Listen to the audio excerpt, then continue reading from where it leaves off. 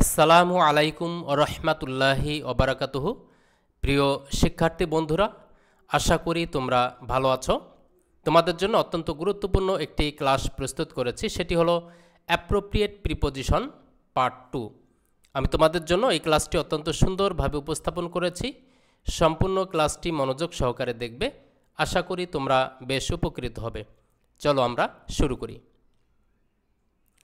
Appropriate preposition: Certain words contain particular preposition, বিশেষ কিছু শব্দ এগুলো নির্দিষ্ট কিছু প্রিপোজিশন গ্রহণ করে থাকে। These are called appropriate preposition. এই শব্দগুলিকেই appropriate preposition বলা হয়। We should learn these appropriate prepositions carefully. আমাদের উচিত এই appropriate prepositionগুলি খুব যত্ন সহকারে পড়া। আমরা এবারে পার্ট 2তে কিছু অ্যাপ্রোপ্রিয়েট প্রিপোজিশন দেখব। আমি তোমাদের জন্য প্রথম কলামে অ্যাপ্রোপ্রিয়েট প্রিপোজিশন, দ্বিতীয় কলামে এর অর্থ, তৃতীয় কলামে একটি উদাহরণ এবং চতুর্থ কলামে উদাহরণের অর্থ প্রদান করেছি। আশা করি তোমাদের জন্য খুব উপকারে আসবে। বেস্ট অন, বেস্টের পরে অন বসে, অর্থাৎ কোনো কিছু ভিত্তিতে থাকা। Your remarks are based on facts, তোমার মন্তব্যগুলো সত্যের উপর প্রতিষ্ঠিত। বেস্ট অন অর্থ হলো কোনো কিছুর ভিত্তিতে থাকা, বেস্টের পরে অন বসলো।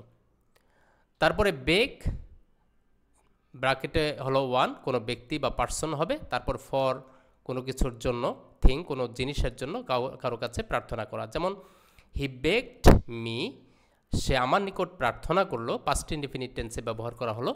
For consideration of the matter, বিষয়টি বিবেচনার জন্য সে আমাকে প্রার্থনা করলো, আমার নিকট প্রার্থনা করলো। এখানে বেকডের পরে ব্যক্তি বসলো, তারপরে কোনো বিষয়ের জন্য ফর ব্যবহার করা হলো। For consideration of the matter, বিষয়টি বিবেচনার জন্য। বিলিভের পরে ইন বসে, এটি ভার্ব ফর্ম। বিলিভ ইন অর্থাৎ বিশ্বাস করা। উই শুড বিলিভ ইন আল্লাহ, আমাদের উচিত আল্লাহর উপর বিশ্বাস করা। বিলং এর পরে টু বসে, বিলং টু, এটি ভার্ব, কোনো কিছু অধিকারে থাকা। যেমন দিস হাউস, এই বাড়িটি, বিলংস টু মি, আমার অধিকারে রয়েছে বা এই বাড়িটি আমার। এখানে belong, this house, house third person singular number হওয়ার কারণে প্রেজেন্ট ইনডিফিনিটে বিলং এর সাথে এস ব্যবহার করা হলো। This house belongs to me, এই বাড়িটি আমার। বিলং এর পরে যদি ব্র্যাকেট থাকে তাহলে এখানে ব্র্যাকেটে প্রিপোজিশন টু ব্যবহার করতে হবে। বি ওয়্যার অফ অর্থাৎ সতর্ক হওয়া, এটি verb. We should be aware of our health, আমাদের উচিত আমাদের স্বাস্থ্যের ব্যাপারে সচেতন হওয়া। ব্লেসড উইথ, এটি ভার্বের পাস্ট পার্টিসিপল হিসাবে ব্যবহৃত হয়, অ্যাডজেক্টিভ হিসাবেও ব্যবহৃত হয়। ব্লেসড উইথ অর্থাৎ আশীর্বাদ প্রাপ্ত। He is blessed with good health, সে ভালো স্বাস্থ্যের দ্বারা আশীর্বাদ প্রাপ্ত, অথবা সে সুস্বাস্থ্য দ্বারা আশীর্বাদ প্রাপ্ত। ব্লেসডের পরে উইথ বসলো। ব্লাইন্ড অফ, দৃষ্টিতে অন্ধ, অর্থাৎ চোখে যদি অন্ধ হয়ে থাকে ব্লাইন্ডের পরে অফ বসে। যেমন the man is blind of one I, এই লোকটি এক চোখে অন্ধ। চোখের অন্ধ থাকলে ব্লাইন্ডের পরে অফ বসে।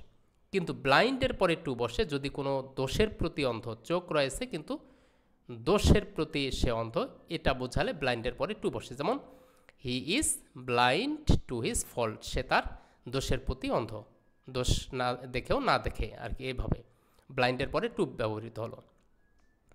বোস্ট অফ অর্থাৎ গর্ব করা, এটি ভার্ব। বোস্ট অফ, কোনো কিছুর প্রতি গর্ব করা। Do not boost of your wealth, তোমার সম্পদের প্রতি বিষয়ে তোমরা অহংকার করিও না বা গর্ব করিও না। চলো আমরা পরের স্লাইডটি দেখে নিই। বোর্ন অফ অর্থ হলো জন্মগ্রহণ করা। He was born of a poor family, সে এক দরিদ্র পরিবারে জন্মগ্রহণ করেছিল, এটি পাস্ট ইনডিফিনিটে প্যাসিভ ফর্মে ব্যবহৃত হয়েছে। তারপরে বোর্ন ইন, কোনো পরিস্থিতির মধ্যে জন্মগ্রহণ করা, দারিদ্রতা অথবা সুখ ইত্যাদি কোনো বিষয়ের মাধ্যমে বা মধ্যে জন্মগ্রহণ করা, বোর্ন ইন। যেমন কাজী নজরুল ইসলাম ওয়াজ born in poverty, Kazi Nazrul Islam দারিদ্রতার মধ্যেই জন্মগ্রহণ করেন।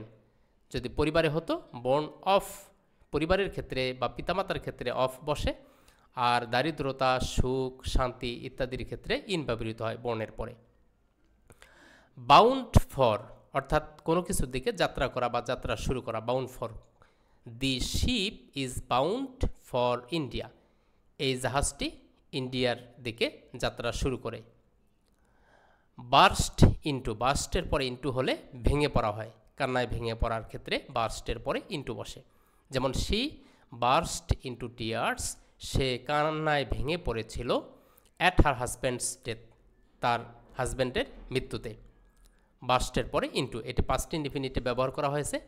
আর যদি প্রেজেন্ট ইনডিফিনিটে হতো বার্স্টের পরে এস ব্যবহৃত হতো, সেই থার্ড পারসন সিঙ্গুলার নাম্বার হওয়ার কারণে। এটি পাস্ট ইনডিফিনিট। সে বার্স্ট ইন্টু টিয়ার্স, সে কান্নায় ভেঙে পড়ল অ্যাট হার হাজব্যান্ডস ডেথ, তার হাজব্যান্ডের মৃত্যুতে। বার্স্ট আউট অর্থাৎ হাসি বা কোনো কিছুতে ফেটে পড়া, হাসিতে ফেটে পড়া। যেমন দে বার্স্ট আউট লাফটার, তারা হাসিতে ফেটে পড়লো ইন দ্য মিটিং, মিটিংয়ের মধ্যে সবাই কোনো বিষয় নিয়ে হাসিতে ফেটে পড়ল। বিজি উইথ, বিজির পরে উইথ বসে, যেমন ব্যস্ত কোনো কিছু নিয়ে ব্যস্ত। He is busy with his lesson, সে তার পড়াশোনা নিয়ে ব্যস্ত, বিজির পরে উইথ ব্যবহৃত হলো। ক্যালাস টু অর্থাৎ হলো উদাসীন, ক্যালাসের পরে টু বসে উদাসীন। যেমন the boy is callous to his study, বালকটি তার পড়াশোনায় বা লেখাপড়ায় উদাসীন, ক্যালাসের পরে টু বসলো, এটি অ্যাডজেক্টিভ। ক্যাপাবল অফ অর্থাৎ হলো সক্ষম, ক্যাপাবলটি adjective. He is capable of doing the job, সে এই কাজটি করতে সক্ষম, ক্যাপাবলের পরে অফ ব্যবহৃত হলো। অফ এটি প্রিপোজিশন, প্রিপোজিশনের পরে ভার্ব থাকলে আইএনজি হয়। He is capable of doing the job, সে কাজটি করতে সক্ষম। He is capable of going there, সে সেখানে যেতে সক্ষম, অফের পরে ভার্বের সাথে আইএনজি হবে। ক্যাপাসিটি ফর অর্থাৎ যোগ্যতা, ক্যাপাসিটি এটি নাউন ফর্ম, কোনো কিছুর প্রতি যোগ্যতা, কোনো কিছুর জন্য যোগ্যতা থাকা। যেমন আই হ্যাভ এ ক্যাপাসিটি, আমার যোগ্যতা রয়েছে ফর সলভিং ইট, এটি সমাধান করার, সমস্যাটি সমাধান করার আমার ক্যাপাসিটি রয়েছে, এটি ক্যাপাসিটি নাউন। ক্যাপাসিটির পর ফর বসলো প্রিপোজিশন, এরপরে ভার্ব থাকলে আইএনজি হবে। কেয়ার ফর অর্থাৎ হলো গ্রাহ্য করা। যেমন I do not care for you, আমি তোমার গ্রাহ্য করি না, তখন সেক্ষেত্রে ডু নট কেয়ার, কেয়ার এটি ভার্ব ফর্ম, কারোর জন্য গ্রাহ্য করা বা গণ্য করা, মান্য করা। কেয়ার অফ অর্থ যত্ন নেওয়া। Please take care of your health, অনুগ্রহ করে তোমার স্বাস্থ্যের যত্ন নাও, এটি কেয়ার নাউন ফর্মে ব্যবহৃত হয়েছে। টেক হলো verb, take care of your health, তোমার স্বাস্থ্যের যত্ন নাও, কেয়ারের পরে অফ ব্যবহৃত হলো। চলো আমরা পরের স্লাইডটি দেখে নিই। কেয়ারফুল অফ অর্থ যত্নবান, কেয়ারফুল এটি adjective form. Careful of, he is careful of his family, সে তার পরিবারের প্রতি যত্নশীল, কেয়ারফুলের পরে অফ ব্যবহৃত হলো। সার্টেন অফ অর্থাৎ নিশ্চিত, সার্টেন পরে অফ ব্যবহৃত হলো। যেমন আই অ্যাম সার্টেন, আমি নিশ্চিত, অফ হিজ অ্যারাইভাল, তার আগমনের ব্যাপারে আমি নিশ্চিত। চার্জ উইথ অর্থাৎ অভিযোগ করা, কোনো বিষয় নিয়ে বা কোনো কিছুর মাধ্যমে অভিযুক্ত হওয়া। যেমন the man was charged with theft, লোকটি অভিযুক্ত হয়েছিল, এটি পাস্ট ইনডিফিনিটিভ প্যাসিভ ফর্ম। লোকটি অভিযুক্ত হয়েছিল, চুরির জন্য অভিযুক্ত হয়েছিল, চার্জের পরে উইথ বসলো, চুরির কাজে তাকে অভিযুক্ত করা হয়েছিল। ক্লোজ টু অর্থাৎ হলো নিকটে, ক্লোজের পরে টু ব্যবহৃত হয়। যেমন the office is very close, এই অফিসটি খুব নিকটে, টু মাই হাউস, আমার বাসা থেকে খুব নিকটে, ক্লোজের পরে টু ব্যবহৃত হলো।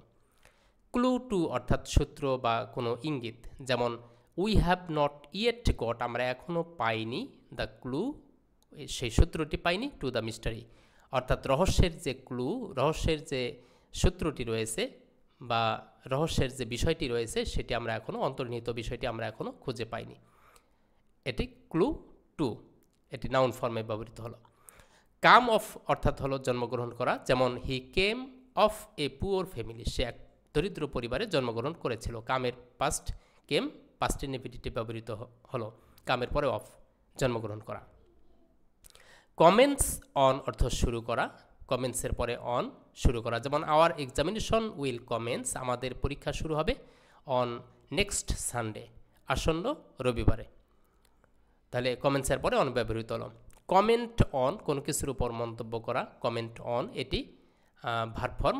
হি কমেন্টেড সে মন্তব্য করেছিল ফেভারেবলি খুব ভালোভাবে বা অনুকূল মন্তব্য করেছিল অন মাই পারফরমেন্স আমার পারফরমেন্সের উপর আমার কাজের উপর সে ভালো মন্তব্য করেছিল। কমেন্ট অন ব্যবহৃত হলো। কম্পেয়ার উইথ অর্থাৎ হলো তুলনা করা, যদি একই ব্যক্তির বা সমজাতীয়র ক্ষেত্রে তুলনা করা হয় তাহলে কম্পেয়ারের পর উইথ বসে, আর যদি ভিন্ন জাতীয় হয় তাহলে কম্পেয়ারের পরে টু বসে। যেমন he is compared with Kazi Nazrul Islam, হি হলো ব্যক্তি বা মানুষ, তাকে তুলনা করা হলো কাজী নজরুল ইসলামের সাথে। এটি কম্পেয়ার উইথ, এটি প্রেজেন্ট ইনডিফিনিটে প্যাসিভ ফর্মে ব্যবহার করা হয়েছে, তাকে তুলনা করা হয় কাজী নজরুল ইসলামের সাথে। আর anger is compared to fire, রাগকে আগুনের সাথে তুলনা করা হয়। অ্যাঙ্গার এখানে রাগ আর আগুন হলো অন্য ভিন্ন জিনিস, এই দুটির সাথে সাদৃশ্য করতে কম্পেয়ারের পর টু ব্যবহার করা হলো। Anger is compared to fire, রাগকে আগুনের সাথে তুলনা করা হয়। এখানে এটিও প্রেজেন্ট ইনডিফিনিট টেন্সে প্যাসিভ ফর্মে ব্যবহার করা হয়েছে। চলো আমরা পরের স্লাইডটি দেখে নিই। কম্পিট উইথ ফর অর্থাৎ কম্পিট অর্থাৎ প্রতিযোগিতা করা, কম্পিটের পরে উইথ বসে কোনো ব্যক্তির সাথে বা লোকের সাথে প্রতিযোগিতা করার ক্ষেত্রে, কোনো বিষয়ের কারণে যদি প্রতিযোগিতা করে তাহলে সেখানে ফর বসে। যেমন হি কম্পিটেড উইথ মি, সে আমার সাথে প্রতিযোগিতা করলো, পাস্ট ইনডিফিনিটে ব্যবহার করা হয়েছে, এটি ভার্ব ফর্ম। সে আমার সাথে প্রতিযোগিতা করেছিল ফর দ্য প্রাইজ, পুরস্কারটির জন্য। এখানে পুরস্কারের জন্য, এখানে পুরস্কারের ক্ষেত্রে ফর ব্যবহার হলো, আর ব্যক্তির ক্ষেত্রে প্রিপোজিশন উইথ ব্যবহৃত হলো। কমপ্লেইন টু অ্যাগেইনস্ট অ্যাবাউট অর্থাৎ অভিযোগ করা, কমপ্লেইন টু কোনো ব্যক্তির ক্ষেত্রে অভিযোগ করার ক্ষেত্রে টু বসে, কারো বিরুদ্ধে, যার বিরুদ্ধে অভিযোগ করা হয় সেই বিরুদ্ধে, যার বিরুদ্ধে সেই লোকটি অ্যাগেনস্টের পরে বসে, এবং কি বিষয়ে অভিযোগ করা হয় সেই বিষয়টি হলে তার আগে অ্যাবাউট বসে। যেমন হি কমপ্লেইন্ড, এটি কমপ্লেইন ভার্ব ফর্ম, পাস্ট ইনডিফিনিটে ব্যবহার করা হলো। হি কমপ্লেইন্ড, সে অভিযোগ করেছিল টু দ্য জাজ, বিচারকের কাছে। কমপ্লেইনের পরে ব্যক্তির কাছে অভিযোগ করেছিল, এই জন্য টু ব্যবহার হলো। আর অ্যাগেইনস্ট ইউ, তোমার বিরুদ্ধে অভিযোগ করেছিল, কার বিরুদ্ধে? তোমার বিরুদ্ধে, যার বিরুদ্ধে তার আগে অ্যাগেইনস্ট হয়। এবং অ্যাবাউট দ্য ডিসপিউট, সেই বিতর্কটির বিষয়ে তোমার বিরুদ্ধে জজের কাছে সে কমপ্লেন করেছিল, এখানে কোনো বিষয় সম্পর্ক হলে about the dispute. Composed of অর্থাৎ হলো গঠিত, কম্পোস্টের পরে অফ বসলো। যেমন this house is composed of bricks, এই বাড়িটি ইটের তৈরি, কোনো কিছু দিয়ে গঠিত, কম্পোস্টের পর অফ ব্যবহৃত হলো, প্রেজেন্ট ইনডিফিনিটে প্যাসিভ ফর্ম। কনফিডেন্ট অফ অর্থাৎ হলো বিশ্বাসী, কনফিডেন্ট হলো অ্যাডজেক্টিভ ফর্ম, এরপরে অফ বসে। যেমন আই অ্যাম কনফিডেন্ট, আমি বিশ্বাসী বা আমি দৃঢ় প্রতিজ্ঞ, অফ মাই সাকসেস, আমার সফলতার বিষয়ে, কনফিডেন্টের পর অফ বসলো। কংগ্রেচুলেট অন অর্থাৎ কোনো বিষয়ের উপর অভিনন্দন দেয়া, কোনো সফলতা বা জয়ের ক্ষেত্রে অভিনন্দন দেওয়ার ক্ষেত্রে কংগ্রেচুলেটের পর অন বসে। যেমন আই কংগ্রেচুলেট ইউ, আমি তোমাকে অভিনন্দন জানাই, অন ইউর ভিক্টোরি, তোমার বিজয়ের জন্য আমি তোমাকে অভিনন্দন জানাই। এখানে বিজয়ের ক্ষেত্রে অন ব্যবহৃত হলো তার আগে কংগ্রেচুলেট থাকার কারণে। কনসাস অফ অর্থাৎ হলো সচেতন, কনসাস এটি অ্যাডজেক্টিভ ফর্ম। যেমন হি ইজ কনসাস, সে হয় সচেতন, অফ হিজ ফ্যামিলি, তার পরিবারের নিয়ে সে খুব সচেতন। কনসিস্ট অফ অর্থাৎ গঠিত হওয়া, এটি কনসিস্ট, এটি verb form. This office consist of 10 employees, এই অফিসটি 10 জন কর্মচারী নিয়ে গঠিত। দিস অফিস, অফিসটি থার্ড পারসন সিঙ্গুলার নাম্বার, এটি সাবজেক্ট হিসাবে ব্যবহৃত হয়েছে। কনসিস্ট এটি প্রেজেন্ট ইনডিফিনিটে ভার্বের সাথে এস বা ইএস যুক্ত হলো, তাহলে this office consist of 10 employees, এই অফিসটি 10 জন এমপ্লয়ি নিয়ে গঠিত। কনসিস্টেন্ট উইথ অর্থাৎ সামঞ্জস্যপূর্ণ, কনসিস্টেন্ট এটি adjective form. Your performance is not consistent with the rules, অর্থাৎ তোমার যে কার্যকলাপ, তোমার যে কর্ম সম্পাদনা, এটি নিয়মের সামঞ্জস্য নয়, নিয়মের সাথে সামঞ্জস্যপূর্ণ নয়। কন্ট্রারি টু অর্থাৎ বিপরীত, এটি অ্যাডজেক্টিভ ফর্ম। হিজ অ্যাকশন, তার কাজ, ইজ হয় কন্ট্রারি টু হিজ ওয়ার্ডস, তার কথার বিপরীত, অর্থাৎ কথা যা রাখে কাজ সম্পূর্ণ ভিন্ন। কন্ট্রারির পরে টু ব্যবহৃত হলো। চলো আমরা পরের স্লাইডটি দেখে নিই। কন্ট্রিবিউট টু অর্থাৎ দান করা বা অবদান রাখা। যেমন হি contributed A lot, say A lot of money, সে অনেক পরিমাণের অর্থ দান করলো, টু দ্য পুয়ার, দরিদ্রদের জন্য বা দরিদ্রদের জন্য সে অনেক সম্পদ দান করলো। এটি ভার্ব ফর্ম কন্ট্রিবিউট, এটি পাস্ট ইনডিফিনিটিভ ব্যবহার করা হয়েছে, ইডি যুক্ত করা হয়েছে, হি কন্ট্রিবিউটেড। কন্ট্রোল ওভার অর্থাৎ হলো নিয়ন্ত্রণ করা। এখানে কন্ট্রোল ওভার হলো এটি নাউন ফর্মে ব্যবহৃত হয়। হি হ্যাজ নো কন্ট্রোল, তার কোনো কন্ট্রোল নেই, নিয়ন্ত্রণ নাই, ওভার হিজ অ্যাঙ্গার, তার রাগের উপর। কন্ট্রোলের পরে ওভার ব্যবহৃত হলো। কাউন্ট ফর অর্থাৎ গণ্য করা বা গ্রাহ্য করা, কাউন্ট এটি verb form. We should count for seniors, আমাদের উচিত আমাদের যে বড় রয়েছে, সিনিয়র যারা রয়েছে তাদের কাউন্ট করা, হিসাব করা বা গণ্য করা উচিত। কাউন্ট আপন অর্থাৎ হলো নির্ভর করা, কাউন্টের পর আপন থাকলে নির্ভর করা, এটি কাউন্ট অ্যাডজেক্টিভ ভার্ব ফর্মে ব্যবহৃত হয়ে থাকে, নির্ভর করা। দি ওল্ড প্যারেন্টস, বৃদ্ধ পিতামাতাগণ, ইউজুয়ালি সাধারণত কাউন্ট তারা নির্ভর করে আপন দেয়ার চিলড্রেন, সন্তানের উপর সাধারণত নির্ভর করে। এখানে কাউন্ট ভার্ব, এখানে প্রেজেন্ট ইনডিফিনিটিভ ব্যবহার করা হলো। কিওর অফ অর্থাৎ আরোগ্য লাভ করা, এটি ভার্ব হিসেবে ব্যবহৃত হয়। He has been cured of his disease, কিওরের পরে অফ ব্যবহৃত হলো, অফ হিজ ডিজিজ বা অফ দ্য ডিজিজ, সে রোগ থেকে আরোগ্য পেয়েছে, এটি প্রেজেন্ট পারফেক্টে প্যাসিভ ফর্মে ব্যবহৃত হয়েছে। কোপ উইথ অর্থাৎ সামাল দেয়া বা তাল মিলানো, এটি ভার্ব ফর্ম। যেমন উই শুড কোপ উইথ মডার্ন টেকনোলজি, আমাদের উচিত এই যে আধুনিক যে প্রযুক্তি রয়েছে, আধুনিক প্রযুক্তির সাথে তাল মিলানো উচিত। কোপ উইথ, কোপের সাথে উইথ ব্যবহৃত হলো। ক্রেভ ফর অর্থাৎ আকাঙ্ক্ষা করা, এটি ভার্ব এবং নাউন উভয় ক্ষেত্রেই ব্যবহৃত হয়। ক্রেভ ফর অর্থাৎ আকাঙ্ক্ষা করা বা তীব্র লালসা করা। যেমন we should crave for knowledge, আমাদের উচিত জ্ঞানের জন্য আকাঙ্ক্ষা করা। শুডের পরে ভার্বের প্রেজেন্ট ফর্ম ব্যবহৃত হলো। তাহলে ক্রেভের পরে ফর, কোনো কিছুর জন্য আকাঙ্ক্ষা করা।